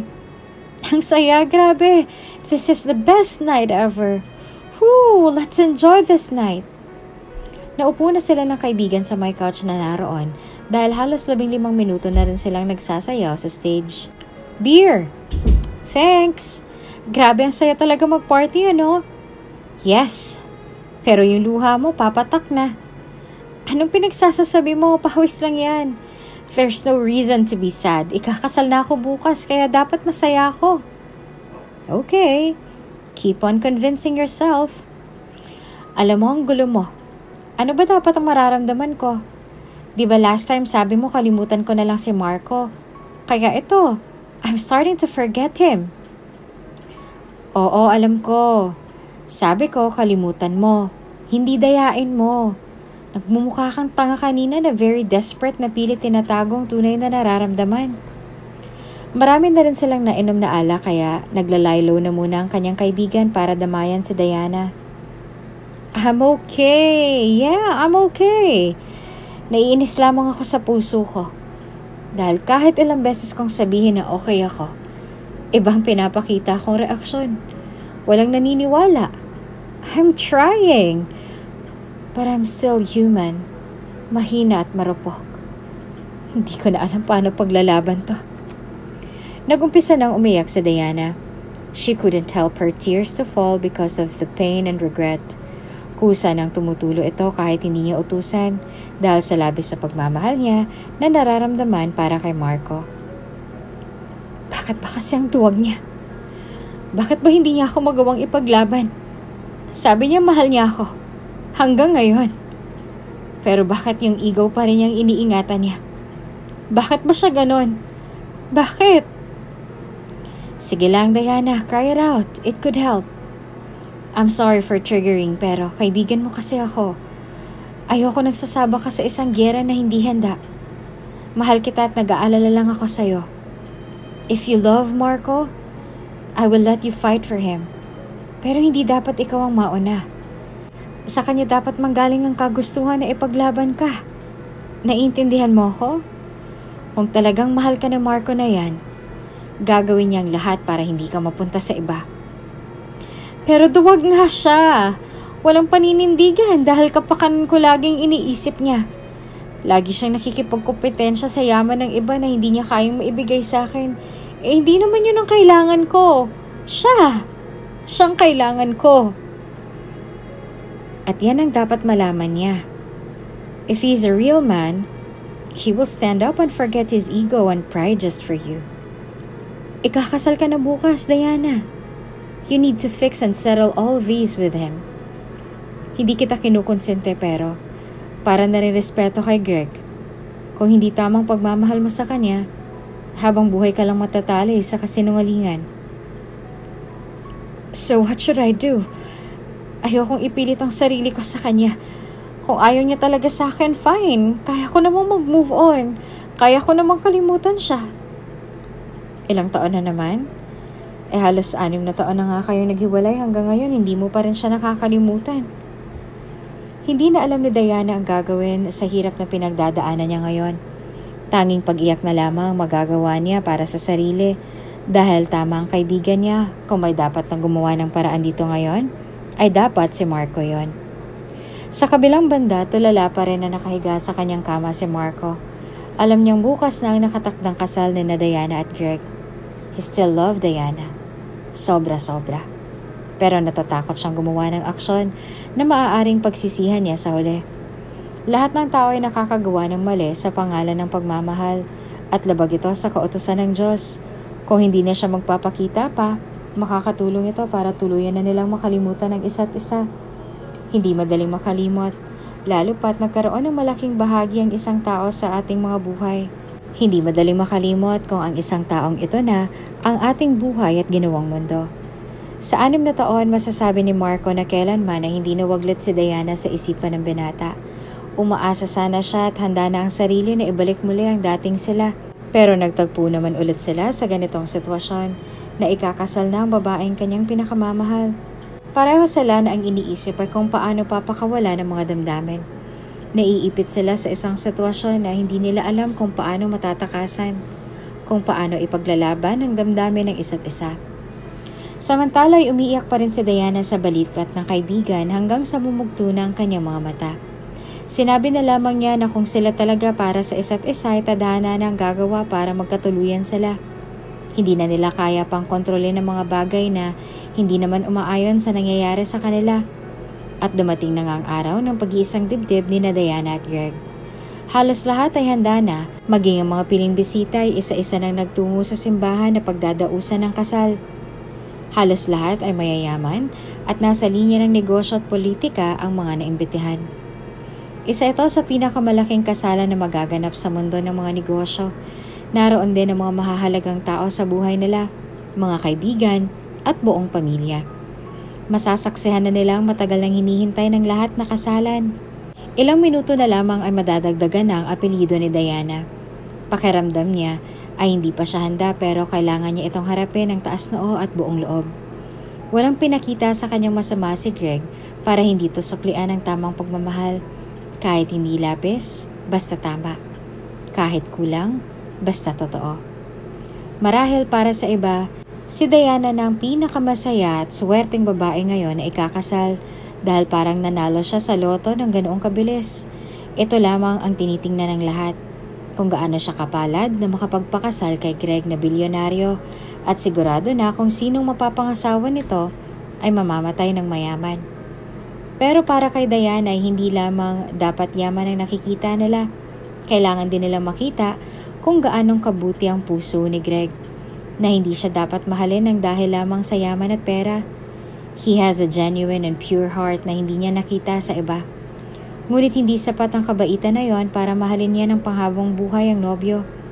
She doesn't even need his luxurious things because it's worthless without real love. Maaari sa iba ay okay na ang relasyon at mabuhay sa karangyaan. Pero para sa kanya, hindi ito matatawag na tunay na pagmamahal. It's pleasure. No intimate feelings. No connection. No genuine love. just pleasure. At ngayon na nasa harapan siya ng kanyang salamin at matalim na tinitigan ang buong sarili, she looked so elegant and gorgeous. Napakaganda niya, pero halata sa kanyang mga mata ang lungkot, na hindi buo ang kanyang loob na humarap sa maraming tao at sumagot ng I do. Kung malakas lamang sana ang loob ni Marco na tumutol ay sasama na siya. Si Marco lamang talagang hinihintay niya gaya ng payo ng kanyang kaibigan. Pero mukhang malabo na itong mangyari dahil hindi na nagparamdam pa si Marco simula nung gabi na may mangyari sa kanila. Marahil ay nagsisimula nang kalimutan na siya ng binata at kailangan ay gano'n na rin ang gawin niya. Huminga na lamang siya ng malalim at hinaplos ang mga nagagandahang beads ng kanyang wedding gown. Marahil ay ayos na rin si Greg at baka naghihintay na ito sa may altar. Nang akma na siyang lalabas ng kwarto ay biglang nauna nang pumasok si Greg sa loob. Laking gulat ni Diana dahil dapat sa mga oras na ito ay nasa simbahan na si Greg at hinihintay na siya. Nakatitig sa kanyang matandang lalaki at nangungusap ang mga mata. No words can define how gorgeous you are, sweetie. Sweetie, anong ginagawa mo rito? You shouldn't be here. Come here. Let's have a seat. Nagsimula ng kabahan si Diana sa ikinikilos ni Greg at patuloy ang pagtataka na para bang may importanteng sasabihin ng nobyo. Sweetie, ano to? Pinapakaba mo ko, sabi ni Diana. Don't be. I just want to talk to you in a most solemn way. Okay, sweetie. First of all, thank you, Diana. For what? You don't need to. Yes, I should be thankful to you dahil sa pagmamahal mo. Sa pagtanggap mo sa akin kahit na sobrang laki ng agwat natin ng edad sa isa't isa. You still managed to love me and thank you for that. Naguguluhan na si Diana sa ikinikilos at sinasabi ni Greg, pero patuloy lamang siyang nakikinig sa sinasabi ng nobyo. Well, you deserve that acceptance and love, sweetie. You have been kind and good to me. Di wala ka na ipakita sa akin masama. Actually, ako nagigilty dahil baka hindi ko na ibigay sa iyong pagmamahal na kailangan mo. No. Don't feel guilty. You don't have to. Yung pagtanggap mo pa lamang sa akin sa kabila ng ating pagkakaiba ay malaking bagay na yon. Hindi yun matutumbasan ng mga marangyang bagay na binibigay ko sa'yo. Kung yun ang iniisip mo, nararapat mo lamang na makuha yon dahil para sa'yo talaga yon. Kulang pa nga yun sa mga nagawa mo sa akin. Nagsisimula na akong maiyak sa aking mga naririnig. Mas lalong nakaramdam ng konsensya si Diana sa kanyang nararamdaman dahil sa mga sinasabi ni Greg. He deserves Greg, but Greg doesn't deserve her. Sa kabila ng kabutihan sa kanya ng nobyo ay nagawa pa rin niya itong pagtaksalan. Nagawa pa rin niya itong lokohin sa katauhan ni Marco. Alam mo, Diana, sa dami ng karanasan ko sa isang relasyon, sa'yo ko lamang natutunan ng tunay na leksyon na hindi kailanman mabibili ng anumang yaman sa mundo ang tunay na pagmamahal. You are my lesson learned, sweetie. You enlightened me. Sweetie, ano ka ba? Hindi mo naman ako binili. Kusa akong sumama sa'yo. At ako nagdesisyong mahalin ka kahit na walang kapalit. Walang ibang nagdikta. Minahal kita hindi sa yaman mo, kundi dahil sa kung sino ka. You made me happy hearing those words. Pero, kung may bumabagabag sa puso at isipan mo para hindi ituloy ang kasal, I will understand. Someone like you deserves real happiness. Yung hindi sa pilitan. Hindi yung kailangan lang. Yung hindi ko maibibigay pero makikita mo sa iba. What do you mean? Nagugulahan ako. Kahit na sa akin ang lahat, may isang bagay pa rin akong hindi kayang ibigay sa'yo. At yun ay magkaroon ng masaya at kumpletong pamilya. Bata ka pa. At marami ka pang maaaring gawin sa buhay. Ako, matanda na ako. I'm just waiting for my time. At isa pa, hindi na kita kaya pang bigyan ng anak. Kaya you deserve someone who can give you what I couldn't give you. And that's the real happiness. Ano ba sinasabi mo, sweetie? Hindi ko maintindihan kung bakit mo ito sinasabi sa akin ngayon. Ikakasal na tayo, diba? Maya-maya pa legal na tayong mag-asawa. Bakit ka nagkakaganito? Masaya ka ba? Sa tanong na yon ay tila bigla siyang natauhan. Masaya nga ba siya? Bakit biglang nagbago ang timpla ng kanyang mukha? Kanina lamang ay nagagalit siya kay Greg sa pagsisentimiento nito sa kanya. Ngayon ay tila umurong ang kanyang dila at nahirapang sagutin ang simpleng tanong na iyon. Sweetie, masaya ka ba? Inulit niya ang tanong na iyon. Magaling mangilatis ng tao si Greg kaya alam niya kung kailan ito nagsasabi ng totoo o nagsisinungaling. Greg? Simpleng tanong lang yon, sweetie.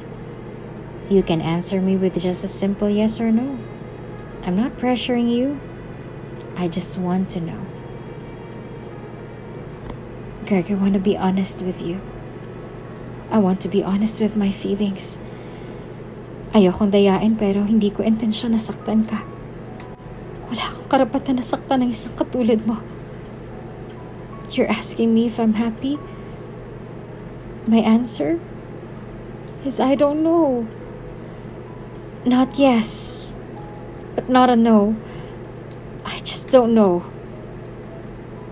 You already gave all the love in the world, but still, I couldn't say that I'm happy. I'm sorry, sweetie. I have no intention to hurt you, but please, do not question my love for you. Minahal kita, totoo yun. Sa'yo umikot ang buhay ko. Tuluyan ang pumatak ang mga luha ni Diana. Luha ng kagalakan na sa wakas ay naging tapat na siya sa kanyang nararamdaman. Nagagawa niya nang sabihin kay Greg kung ano talagang nasa loob niya. Pinunasan ni Greg ng kanyang palad ang mga luhang iyon ni Diana. Dinaman naman ng dalaga ang mainit na paghaplos na yon ng nobyo sa kanyang muka at ilang segundong pumikit. Hindi mo kailangang gawin to, Diana. If you're not sure with your feelings, we can stop the wedding. Huwag mo akong alalahanin. Ayos lang sa akin. Greg, stop crying, sweetie. Alam ko kung sino ang tunay na mahal mo. And that's Marco, right? The photographer. Nagulanta ang buong diwa ni Diana sa revelasyon ni Greg. Napaisip siya kung paano ito nalaman ng nobyo ni minsan na hindi naman siya nagkwento sa nakaraan niya. Paano? I'm so sorry if I invaded your privacy, but I read all your writings on your diary. Even your feelings. At nararamdaman ko ang bigat na nararamdaman mo. Hindi mo ako maiwan dahil sa kabutihan na pinapakita ko sa'yo. Dahil sa akin natuto kang dayain ang nararamdaman mo. Akong may kasalanan. Hindi man lamang kita tinanong o kinamusta. I'm so sorry. But why? Why are you being so nice to me? Dapat ay magalit ka sa akin, diba? Dapat isumpa mo ako kasi niloko kita. Pero bakit ganito pa rin ang pinapakita mo sa akin? Bakit? Napangiti si Greg at hinaplos ang buhok ng nobya. Hindi rin naman makakatulong ang galit ko, diba? Para saan pa? Besides, katulad ng sinabi mo, hindi ako ganong klaseng mag-isip at umanggap sa isang sitwasyon kagaya nito. Alam kong mahal na mahal mo si Marco. At ayokong habang buhay mong pagsisisihan kong itutuloy natin ang kasal. If you really love him, fight for him. Hindi dapat pinaghihintay ang pagmamahal. And I know na kung gaano ka rin niya kamahal. Natatakot lamang kayong sumugal dahil naririto ako. Wala na kayong dapat ipag-alala. Sundin mong sinisigaw ng puso mo at hindi ng isip mo. Niyakap ni Diana ng mahigpit si Greg sabay lumuha. Hindi siya makapaniwala sa sakripisyong itong ginawa ng nobyo niya. Napakalaking desisyon nito kung tutuusin dahil tinalikuran niya ang malaking okasyon na iyon na magpapabago ng kanyang buhay pero pinili pa rin ng nobyo na isaalang-alang ang kaligayahan ng dalaga. Tahan na, Diana. Ayoko nakikita kang umiiyak at nasasaktan. Hindi ka dapat umiiyak. Stop crying. Tinapik-tapik niya pa ang likod ng dalaga na parang isang batang humagulhol sa iyak. Mas sumigpit ang kanyang yaka para mas maramdaman ng nobyo ang kanyang pagpapasalamat dito. Salamat. Salamat, Greg. Lagi mong tatandaan na ikaw ang pinakamabait na lalaking nakilala ko. Tunay ang sinasabi nila na napakaswerte ko sa'yo dahil akong pinili mo. Lagi kong tatandaan ang mga sinabi mo, ang mga tinuro mo. Thank you, Greg. And I'm sorry. Okay. I think this would be the end. The end of our story. You are now free to continue your life and fight for him. Malaya ka na, Diana. Always be happy, okay? Bago tuluyang tumalikod ay hinalikan niya sa noo ang dalaga, tanda ng kanyang pagmamahal para rito. Ngunit bago siya tuluyang lumabas ay humarap muli ito kay Diana. By the way, fix yourself. Retouch your makeup. Marco is waiting for you. He's now in the church. Hinihintay ka nun. Congratulations. Goodbye. Hindi siya makapaniwala sa sinabing iyon ni Greg.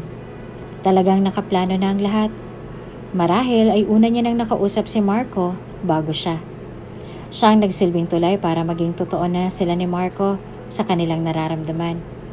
Siya ang nagparaya at nagsakripisyo para sa kanila ni Marco. Walang kapantay ang ginawa niya ngayon. Nakakalungkot lamang na hindi niya malampasan o matumbasan man lang pagmamahal na iyon. Maaaring hindi siya ang tamang babae para sa kanya. Pero siya ng huling babaeng mamahalin niya. Hindi na nag-alinlangan pa si Diana at inayos at hinanda na ang sarili. Ngayon, taas noon na siyang lalakad sa harapan ng altar para sa lalaking tunay niyang minamahal na nag-aabang doon. Malakas ang tibok ng kanyang dibdib habang binabaybay ng kanilang sasakyan ang daan patungo sa simbahan. Hindi siya mapakali at nanginginig ng kamay sa kaba. Halo-halong emosyon ang kanyang nararamdaman sa mga puntong yon. Lungkot na dala ng pagpapaubaya ni Greg at ligaya na muling maibabalik ang dating meron sa kanila ni Marco. At ngayon, siya nang mapapangasawa niya. Nang makarating sila sa may simbahan, nanatili muna ng ilang segundo si Diana sa loob upang hihanda ang sarili sa sobrang kaba. Tanaw niya mula sa loob ng sasakyan ng mga bisita na nasa loob ng simbahan. Napapaisip siya sa nararamdaman ngayon ni Marco na ibang mga tao ang naroroon at sasaksi sa kanilang pag-iisang dibdib. Bumaba na ang driver ng kotse at saka pinagbuksan na ang pinto ng dalaga. Maganda at maaliwalas ang panahon. Napangiti siyang tumingin sa paligid at ang simbahan na si Greg mismo ang pumili pero iba nang naghihintay sa kanya na lalaki. Huminga muna siya ng malalim bago sinimula ng hakbang ng mga paa papasok ng simbahan. Nanginginig pa rin siya na parang matutumba. Sa may pintuan ng simbahan nakaabang ng mga flower girls na nagsaboy ng mga petals ng bulaklak. Maraming tao sa loob pero tanging kay Marco lamang napako ang kanyang mga mata. Tumutugtog na rin ang wedding instrumental song na lalong nakadagdag sa matinding emosyon ng mga tao. She couldn't help to cry while slowly walking in the aisle. Ito na ang matagal niyang hinihintay, ang mapangasawa, ang lalaking tunay niyang minamahal. Wala siyang ideya kung ano ang sinabi ni Greg kay Marco para makumbinsi ito na pakasal sa kanya at ipagliban ng tunay niyang nararamdaman. But still, all thanks to Greg. Papalapit na siya ng papalapit kay Marco at pareho niya ay lumuluha rin ito. Ngayon, malapit na sila sa isa't isa. Tumitig sila sa kanilang mga mata. Nakikita nila ang refleksyon ng galak at bagong pag-asa. Inilahad ni Marco ang kanyang kamay kay Diana at walang alinlangan naman itong tinanggap ng dalaga. Pumwesto na sila sa harap ng pare at saka doon ay nagsumpaan. Labis ang galak ng mga taong naroroon, maging mga matatalik nilang mga kaibigan. Halos nag-iiyakan na sila dahil iilan lamang talagang nakakaalam ng tunay na pinagdaanan ng dalawa. 6 na taon silang naghiwalay. Maraming nangyari at nagbago, ngunit sa huli sila pa rin ang nagkatuluyan. Nang isusuot na nila ang singsing sa bawat isa, nanlaki ang mga mata ni Diana nang makita ang singsing na hawak ni Marco. Isang alambre na nakakorting bilog. Marahil ay hindi niya tinanggap ang singsing na dapat isusuot sa kanya ni Greg. I do. Ang mga katagang matagal na nilang gustong bitawan. Ang mga katagang naudlot ng ilang taon. Pero sa kanila pa rin talaga nakalaan na sabihin ito. Matapos ang seremonya ay pinagbigyan na nila ang hiyawan ng mga tao. Kiss! Kiss! Itinaas ni Marco ang suot na belo ni Diana at saka marahing nalikan ng mga labi nito ng matagal. I love you. I love you forever, hon. At masaya na nilang linisan ang buong lugar. Doon sila sumakay sa sasakyan ni Marco at nagtungo sa condo unit nito. Sariling condo unit na ito ni Marco pero pansamantala lang silang titira doon. Gusto nang tuparin nito kay Diana ang magandang buhay na ipinangako niya rito. Pasensya ka na, medyo maliit lang tong unit ko but don't worry, pinag-iipunan ko na ang dream house mo. Pwede ba kalimutan mo na yung mga dream na luxurious things na yan? Dahil ang tunay na dream house ko ay ito. Itinuro niya ang dibdib ni Marco. Ito ang tunay na tahanan ko. Yung nandito ka. Yung kasama kita. I couldn't ask for more. You don't have to pressure yourself because I don't need that. Ikaw ang kailangan ko. Wala nang iba. Ngumiti si Marco at saka hinalikan si Diana sa labi. Nakasuot pa rin sila ng pangkasal at saka humiga sa kama. Pero tutuparin ko pa rin yan. Para sa iyo yan. Kahit simple lang, basta maibigay ko yung mga pinangako natin dati. Mahal na mahal kita. Lagi mong tatandaan yan. I know at mahal na mahal din kita. At muli nilang hinalikan ang labi ng isa't isa. Ngayon ay malaya na nilang gawin ang mga bagay na kinakatakutan nilang gawin dati. Hindi na nila kailangang magtago pa o magpanggap. Hindi na nila kailangang tumakas o magsinungaling. Malaya na silang ipakita sa buong mundo kung gaano nila kamahal ang isa't isa. Ito ang unang gabi na sila ay mag-asawa. Muli nilang pinagsaluhan ang kaligayahan na tawag ng kanilang mga katawan. But now, it'll be more passionate and slowly. Marahan lamang sila para mas maramdaman ang init ng pagmamahal ng bawat isa. Matapos nun ay bumalik ng muli sila sa pagkakahiga ng tanging kumot na lamang ang saplot. Nakahiga si Diana sa matipunong dibdib ni Marco at saka ginala ang kanyang daliri rito. Hon? Yes, hon? Kinausap ka ba ni Greg? Don't need to lie because I already knew everything. I'm not going to lie. Actually, bala ko talagang ikwento yan sa'yo ngayon. Anong sinabi niya? Paalis na sana ako kaninang umaga para sa isang photoshoot sa Italy nang bigla siyang dumating. Then? Nakiusap siya na makipag-usap muna sa kanya bago ako umalis. Pinagbigyan ko naman. Then he told me everything he knows. Na alam niya nang tungkol sa atin. Na hindi siya galit at wala siyang karapatang magalit. At doon pa lang natauhan na ako. Ano pang sinabi niya? He asked me if I still love you. Hindi ko alam ang motibo kanina pero bilang lalaki kita ko sa mga mata niyang sinseridad. He's a genuine man. Yes, but he didn't convince me. Sa tono ng pananalita niya kanina ay alam ko na agad ang gusto niyang iparating. At isa pa, mahal kita. Pagkakataon ko na yung gumawa ng paraan para mapalapit sa'yo. Naging duwag ako. Mahina. Takot at halos kamuhian ko ang sarili ko sa mga desisyong nagawa ko. Na hinayaan kitang mapunta at makasal sa iba. At yun ang pinaramdam sa akin ni Greg kanina. Hindi man niya direktang sinabi pero ramdam ko na yun ang gusto niyang puntuhin. Na ipaglaban ka. Na ipaglaban ko yung pagmamahal ko sa'yo. Kaya hindi na ako nag-alinlangan pa at iniwan ang malaking proyekto na ibinigay sa akin sa Italy. You are more valuable than career. At ang makasal sa'yo ay parang nanalo na sa loto. Sinabi mo yun sa kanya? Humarap si Diana kay Greg upang makita ang reaksyon nito. Yes, gusto na kitang ipaglaban. Gusto na kitang ipagdamot. Gusto na kitang maangkin. At mahal na mahal kita, Diana. Walang anuman o sino man ang makakapantay doon. Ibinibigay niya rin sa akin yung singsing na ikaw daw ang pumili pero tinanggihan ko to. Hindi dahil sa ayaw ko yon, kundi dahil sa ako mapapangasawa mo kaya ako na dapat ang magpo-provide nun sa'yo. Labis ang galak ni Diana nang marinig ito mula sa mga labi ni Marco. Buti na lamang at hindi na siya tuluyang sumuko. Buti na lamang at naging tapat siya sa kanyang nararamdaman at nagkaroon ng lakas ng loob para sabihin ito kay Greg. Buti na lamang ay kumapit siya hanggang dulo. Ganon din si Marco. Buti na lamang at nagpakalalaki na siya ngayon kay Diana at handa nang ipaglaban ito. Buti na lamang at nagpatuloy siya at mas pinili ito kaysa sa posibleng magandang oportunidad na naghihintay sa kanya sa Italy. Dahil ang tunay na nagmamahalan ay mananatiling kakapit sa totoong kahulugan nito para manatili silang maniwala sa mahika ng pag-ibig. Kahit ilang taon pa silang paghiwalayan ng pagkakataon, ibabalik at ibabalik pa rin sila sa piling ng isa't isa. Ganito kumilos ang pag-ibig, hindi puro saya, galak o kilig. Lagi ring may kakambal na pagsubok at problema na susubok sa kanilang pagsasama. Ilan lamang nakakatagal sa ganitong estado at mapapalad ang mga magkasintahang mas piniling manatili at sabay na harapin ang mga pagsubok ng magkasama.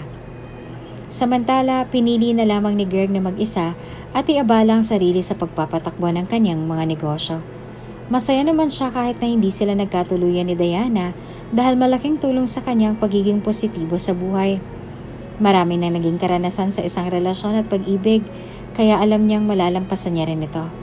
Sabay na ring tinupad ni Marco at Diana ang simpleng buhay na pinapangarap nila. Ilan ang gustong anak mo, Han? Tanong ni Marco sa asawa. 2 o 3? O unti naman, dapat 1 dosena kaagad. Baliw, di losyang na ako nun. Tapos baka ipagpalit mo na ako sa iba. Yan ang hindi mangyayari. Ang malosyang at ipagpalit ka sa iba. Basta nasa tamang lalaki ka, araw-araw kang maganda. Hanggang ngayon bolero ka pa rin. Halata naman na marami kang naging nobya buhat nang naghiwalay tayo. Believe it or not, marami nakapila pero ni isa sa kanila walang makapantay sa'yo. Yung modelong kausap mo sa event, may pagka-plus sa plus ka pa sa braso Aba, ikaw din naman Hinaplos mo rin yung binatilyong kausap mo na di hamak naman mas magandang lalaki naman ako doon. Sera, pero nagselos ka nun Huwag mo na ulit gagawin yon. Hindi ko naman intensyon na gawin yon. At isa pa, kilala mo ako, wala akong hilig sa babae. Maliban sa'yo. Ikaw lang minahal at mamahalin ko habang buhay. Lagi mong tatandaan yan. Ako rin. Ikaw lang lalaking minahal at mamahalin ko sa habang buhay. Wala nang iba. Ikaw lang. Maraming pagsubok ang pinagdaanan ni Diana at Marco. Maraming sitwasyon ang sumubok sa kanilang pagsasama. Nagkaroon ng buhay kasama ang iba at nagtagumpay sa kani-kanilang karera. 6 na taon ang nakakalipas mula nung sila'y muling magkita at tila kahapon lamang nangyari ang lahat. Naging matigas ang loob, nabuhay sa galit at kasinungalingan. Pinunan ng mga ibang tao ang puwang na iniwan ni Marco sa puso ni Diana sa katauhan ni Greg. Tila plano ng tadhana na makilala niya ang matandang lalaki dahil sa huli ito rin ang magbibigay sa kanila ng kalayaang matagal na nilang inaasam. Nabuhay si Diana sa paniniwalang niloko lamang siya ni Marco at pinagpalit sa iba. Ni hindi siya nag-usisa, tuluyang iniwan ng lalaki. Isa itong malaking pagkakamali para sa kanya. Ang hindi paglaban ng pagmamahalan nilang dalawa. Naniwala kaagad siya sa sinabi ni Marco na hindi na siya mahal nito at kahit alam niya sa sariling nagsisinungaling lamang ito. Naunahan agad siya ng galit kaya hindi na siya nakapagsalita pa noon. Isa ring maling desisyon ang nagawa ni Marco na magsinungaling at paglaruan ng damdamin ni Diana para lamang sa ego at pride niya. Pinagsisisihan niya ang desisyong ito nang muli silang magkita pagkatapos ng 6 na taon na may iba ng kapiling si Diana. Na kung naging matapang siya, di sana siyang kasintahan ngayon ng dalaga. Pero talagang kung para talaga kayo sa isa't isa, kahit madaming pagsubok pang dumaan sa inyo, kayo pa rin ang magkakatuluyan hanggang sa huli. Sa kabilang banda, binalikan ni Marco ang naging pag-uusap nila ni Greg. Hi Marco, kamusta? Aalis na sana si Marco patungo sa Italia para sa magandang oportunidad na naghihintay doon. Mr. Greg, kamusta? Ano pong sa atin? Can we talk? Usapang lalaki. Nagtaka naman si Marco kung bakit biglang gusto siyang makausap ng matanda. Batid niya na ngayon ang kasal nila Diana na dapat ay nasa simbahan na ito kasama ang dating nobya. Sure, mukhang importante. Pasok po kayo. Maluwag niyang pinatuloy si Greg sa kanyang unit. Is this your own? Yeah, I bought it a year ago. Nice. Good for 2 people na, no? Yeah, I guess. Inabutan niya ito ng pwedeng maiinom. Thank you. So, ano pong sadya niyo? Hindi ko na patatagalin. Marahil ay nagtataka ka kung bakit nandito ako na dapat ay naroon na ako sa harap ng altar. Pero may gusto muna akong malaman mula sa'yo. Ano yun? Are you happy? Why are you asking me? Are you happy to see the one you love with another man? Hindi kita maintindihan, Mr. Greg. Sa tingin ko'y walang patutunguhan ng pag-uusap natin to. Do you still love Diana? Tumigil ang mundo ni Marco nang marinig yon. Bakit naman nadamay si Diana? Sorry kung nagugulo ko yata ang pag-iisip mo. Alam kong meron sa inyo ng fiancé ko. Ano ba talagang sadya mo? Diana is a very good woman. Malambing, mapagmahal at maalaga. Walang lalaki ang hindi magkakagusto at magmamahal sa kanya. Bakit hindi mo sundin ang sinasabi ng puso mo? Matagal na kaming wala ni Diana. Wala nang dahilan para ipaglaban siya. Masaya na siya sa'yo dahil naibibigay mo yung mga bagay na kailanman ay hindi ko maibibigay sa kanya. At isa pa, ikakasal na kayo.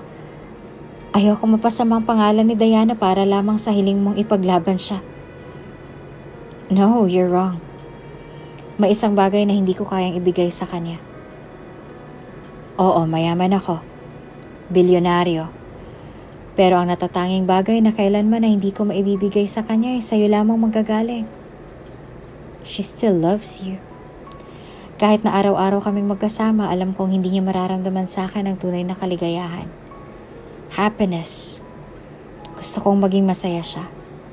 At sa'yo niya lamang ito matatagpuan. Please make her happy. Fight for your love with her. Bakit mo sinasabi to? Para ipaglaban mo siya. Deserve ni Diana ang sumaya.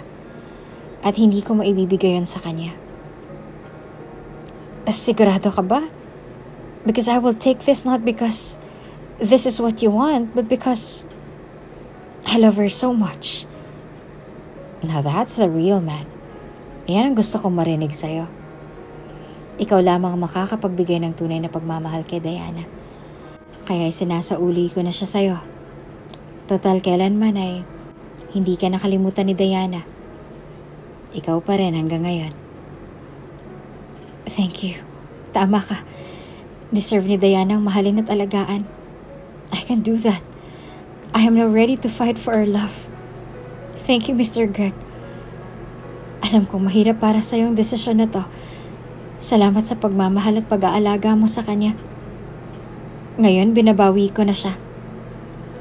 At simula ng konversasyon na yon, mas tumaas ang respeto niya kay Greg. Kung gaano ito katapang at kapositibo, masaya siya na sa loob ng 6 na taon na wala siya, ay napunta sa mabuting mga kamay si Diana. Ngayon na mag-asawa na sila, handa na nilang harapin ang mga darating na pagsubok at gumawa ng pinakabago at masayang alaala bilang mag-asawa. Inumpisa na rin nilang bumuo ng isang pamilya dahil nagdadalang tao na si Diana sa una nilang magiging anak. Simple na lamang na buhay ang pangarap ngayon ng dalawa, basta lagi silang magkasama at magkatuwang sa lahat ng bagay.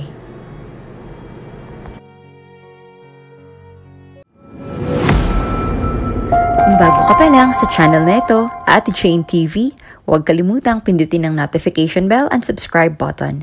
Sana po hindi naman malaking abala sa inyo ang pagpindot ng subscribe button dahil ang kapalit po nito ay ang pagsuporta para makapag-produce ng mga libreng stories sa mga channels ni Ate Jane. Maraming salamat!